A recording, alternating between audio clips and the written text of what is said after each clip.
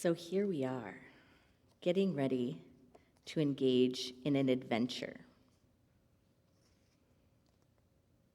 Are you ready?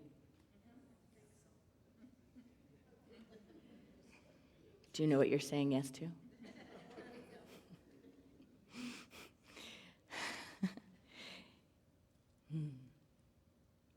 If we are open to it, and we truly say yes, the next 8 weeks will be a deep adventure in spirituality. Not because we're learning something new, but because we are open, responsive, and receptive. Because we are starting out with a beginner's mind. Because we are learners, continually evolving on the path. Because we are willing to throw out everything we think we know and not show up with a mind that criticizes and says, well, I don't know, I believe that, but I don't believe that. And so, if this fits, well, then that doesn't fit. And, well, this is kind of like Fillmore, and that's not like Fillmore. And, well, I really wonder what he's thinking when he says this, because this and that and this and that. If we take it at that level, it'll be an adventure of mental stimulation. But if we open our hearts and take on an experience, engaging in this book by Jeff Foster, The Deepest Acceptance, we may find ourselves having an experience that goes beyond analysis, goes beyond thinking, and takes everything that our soul knows, that we know, that we know, that we know, and begins to sprinkle a little fairy dust on it, right? To take all those parts that may have been mental and invite them into being experiential. To take all the places where we may have read about or learned about the spiritual practice or unity principles, but we may have still struggled, and invite us into an opportunity to let go of the struggle and to begin to experience the mystical. That's the invitation. So we're here to have an adventure in spirituality, where we engage deeply and courageously the exploration of what it means to be fully human and fully divine, of what it is to know our wholeness, but also be present to our deep sense of separation, to be open to and learn about the awakenings of others, so to learn about them, to be open to our own, to listen to people point to awakening and go, maybe that's it. Or to acknowledge the awakening within ourselves, and to also be deeply present to our suffering and collective suffering. When we do these adventures in spirituality, is we take a book and we have a variety of authors, a variety of teachers, but we allow ourselves to kind of go on a trip with them, like get in a boat and paddle down a river with their mind, with their experience, with what they're pointing to. And to say, I'm willing to go on this trip with you. And as we do these adventures, just like Buddhism teaches and just like Charles Fillmore taught, we don't just take everything hook, line, and sinker because someone said it. We test it against our heart. That's a little different than testing it against our head, isn't it? If we test it against our head, again, we'll be caught up in analytical discussions about truth, principle, God, humanity. Has that gotten us very far? Jeff Foster dives right into that in chapter 1, about how the kind of fighting about that has only served to limit. It has only served to create wars, not only wars within, but external wars. But if we instead take it as an inner adventure, as an inner invitation, and check things against our heart, to say, let this land in my heart. Let this birth as an experience in me. we may find ourselves awakened to new possibilities of how to be a human and how to be on the planet. Jeff Foster is, I think of him as a spiritual teacher. I went to a retreat with him years ago with another pal of his, Matt Licata, who does a lot of writing, and they both do retreats that are amazingly silent and contemplative. Can be frustrating because they don't give a lot of answers. They do a lot of pointing back inward.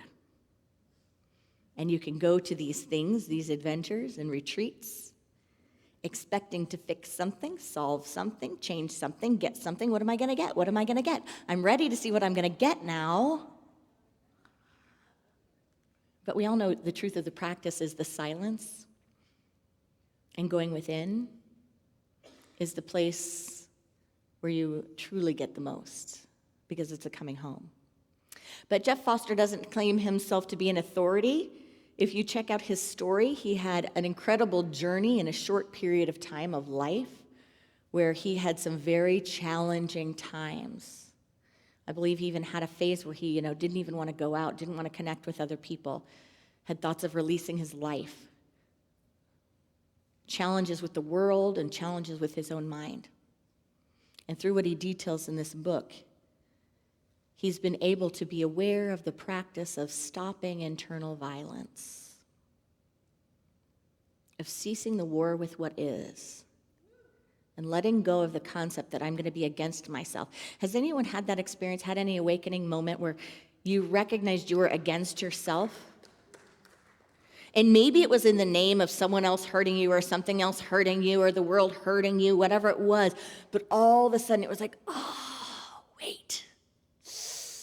I'm abandoning myself in the moment I need it most. I had an incredible life experience that was with me through many, many years of my life, part of my psyche. And it was, a torture self. And I would get to this pinnacle moment of awfulness, right? Pinnacle moment of terrible. And it wasn't until doing this deep work that I realized the cycle of what happened every time I got to that moment, that I got to that moment, and right where I went, when I was at that moment, right when I got there, to the worst moment, I engaged in a consciousness that abandoned myself.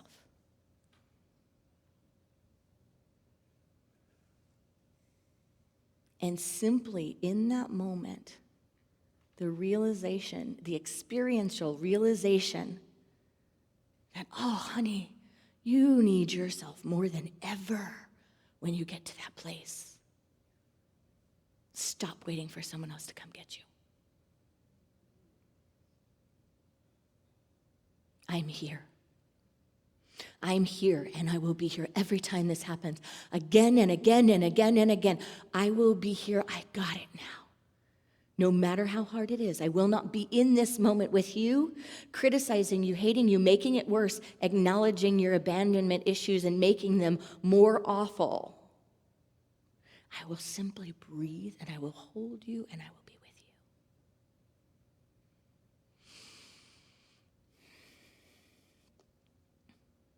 This is what Jeff Foster offers us. He says, I don't see myself as a spiritual or self-help guru, as a special awakened or enlightened being, or as fundamentally different from you in any way. I see myself more as a friend, gently pointing you back to who you really are, reminding you of what deep down you already know. I certainly don't want you to simply believe everything I tell you. I want you to look for yourself, to test everything I say against your own experience. I am not an authority on life. Who can be an authority on the birds singing, on the heart beating, on the rain falling, on this moment as it is? But perhaps the words in this book will point you back to an awareness of what is really true in your experience right now. Perhaps they will point you back to a deep, all-pervading acceptance, ease, and rest at the heart of everything, which will take you beyond the need for any external authority and leave you standing free like a tree in a storm, facing life head on, fully engaged with the realities and challenges of relative existence, but also grounded in the unshakable certainty of who you really are, deeply rooted in a knowing that will never die.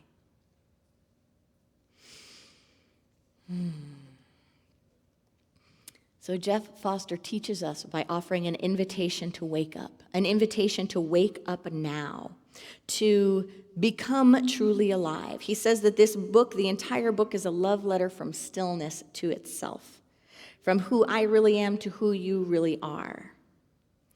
He talks about transcendence, and there may be some people, and I'll go into it in a little bit, but there may be some people that will be testing this book against their unity mind. And I invite that. And I invite you to know that Charles Fillmore said, I reserve the right to, and that he was also a man of experience, and he tried his best to put his experience into words, and he wrote prolifically, and he wrote pages and pages and pages, right? But even our best words cannot describe or encapsulate our transformation. So there are some practices in this book that I think one might say, I'm not sure how that is unity with affirmations and denials. I'm not sure how accepting what is when something is not what I want. Because, in unity, we're all about changing things. We're all about transformation work. We're all about the law of mind action, putting it out there, picturing it, visualizing it, and creating something different. So how can I accept what is? Now I'm going into it now. But I think that Charles and Myrtle Fillmore really had a deep practice of that field of acceptance, say. And I think they allude to it in their writing when they show no fear of what is. They weren't writing about or talking about being afraid of the paradigms they see in front of them, be afraid of the experience of the now moment. I think they may have actually not written about acceptance as much because they mastered it. Because I don't think that they had a war with what is and then used our principles and our powers to bust through that war and create a sunny day. I think they actually took what is, and they had such a peace about it and such a grace about it that it became like a veil they could see through. And they could just be present to, this is what is. And this is what is coming forth. This is who I am. This is the deep practice within me of peace, of wholeness, of oneness.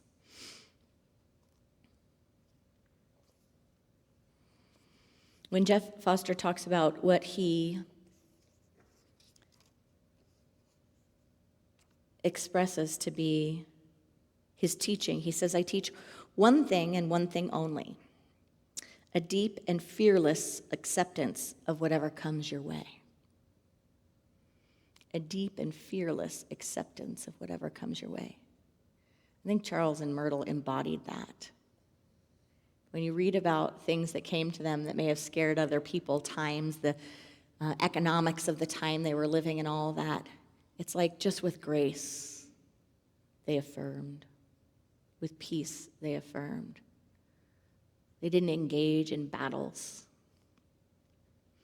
He says, this is not passive surrender or cold detachment, but an intelligent and creative emergence into the mystery of the moment.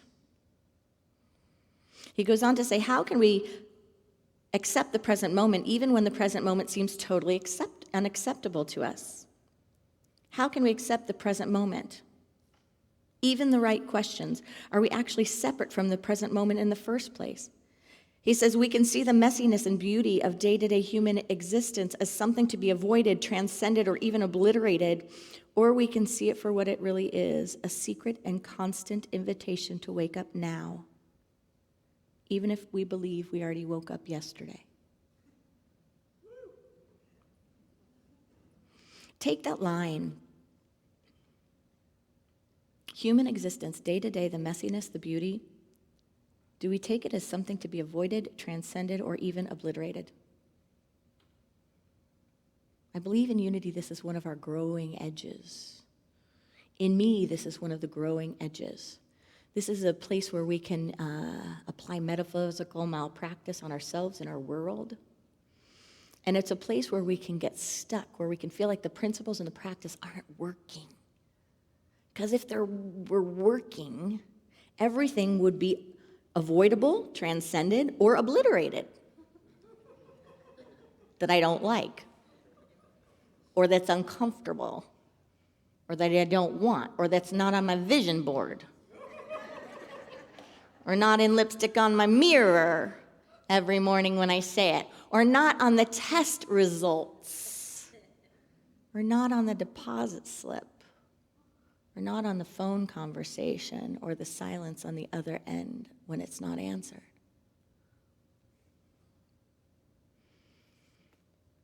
He says that true spirituality, and I love this line, true spirituality does not strengthen your armor against life. It destroys it.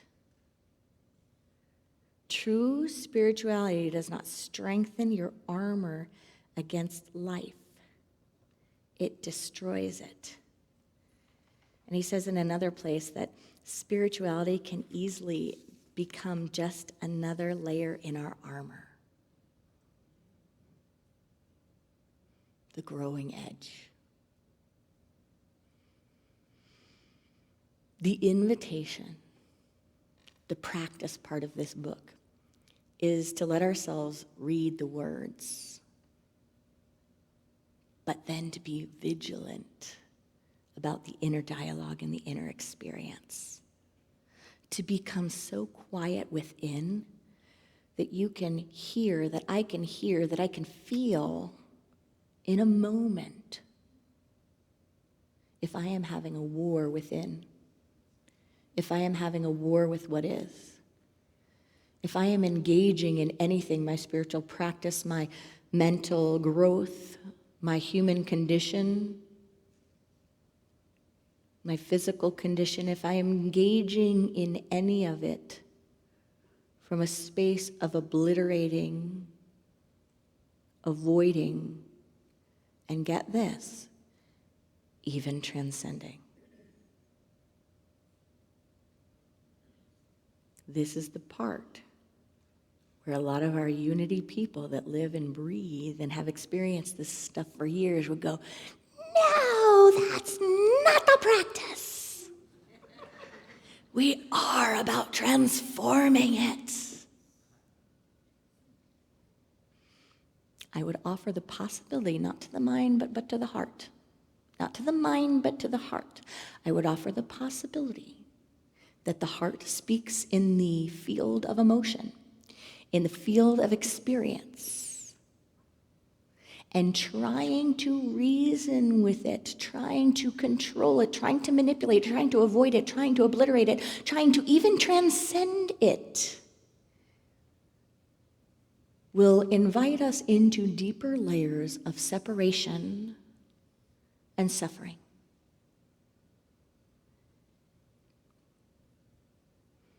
But in fact, by disarming it, by breathing into radical compassion, by paying attention so deeply that the moment we hear the war cry within, we open up and we say to the self, I will not use my spiritual practice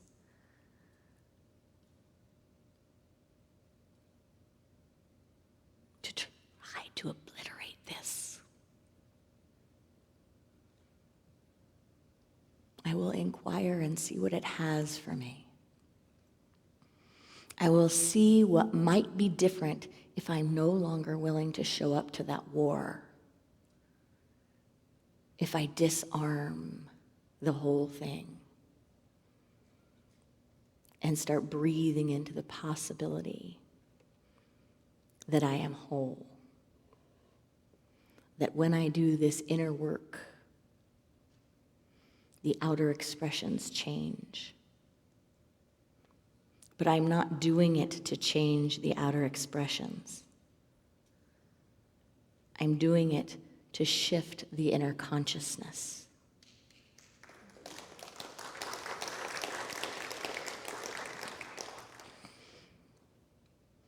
In sacred scripture, there are references to the kingdom of God and where it is. And the master teacher taught that if you look up there, you'll be looking forever. If you look down there, you'll be looking forever. If you look in someone else, you have to know that it is among us and it is in the midst of you, right? It is right where you are, always. You can never be separate from it. In Psalm 139, it says, "If I ascend up into heaven, thou art there. If I make my bed in hell, behold, thou art there. If I take the wings of the morning and dwell in the utmost parts of the sea, thou art there." The realm of consciousness that is accessible and available to each of us as the awakened state of being invites us into wholeness. And in that invitation, we can recognize that we don't have to transcend everything, that we can simply behold our wholeness. And that with that practice, we find ourselves home. We find the deepest acceptance. We find the greatest emancipation. In this section, he references awakenings, epiphanies. He references how the musician gets into the flow of life, creating music, how the artist loses oneself in the art, those awakenings. And he also talks about the universality of suffering and how when we have our own suffering and we think it's just about us and this is just how I am, it is unbearable. But when we begin to recognize the collective suffering, we begin to see ourselves as part of a great whole. It is neither good nor bad. That these experiences of wholeness and these experiences of separation are part of the human and the spiritual condition. And a less known reading in scripture is from the Gnostic Gospels, from the Gospel of Thomas.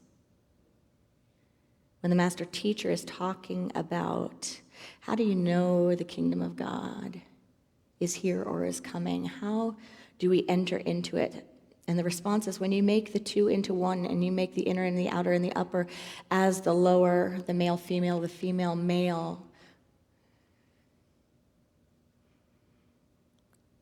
that's when you know. Jeff Foster talks about that in an experience, gives an experience of that. Gives an experience of that wholeness, about coming from a new state of consciousness, of not rejecting ourselves, of developing a heightened state of awareness, of getting out of a state of consciousness that separates us, but instead that integrates, making the inner like the outer and the outer like the inner, that stops the battle or the duality. That is the invitation, friends. The invitation to see pain as a portal. The invitation to allow ourselves to get lost in the wholeness and to experience our true nature. To give up the fight and to truly experience, again, what he said is the peace, the acceptance, the ease, and the rest of allowing ourselves to let go of the war within. We talk a lot about the wars that are happening out there. this invitation is to look at the one that happens right in your home. Namaste.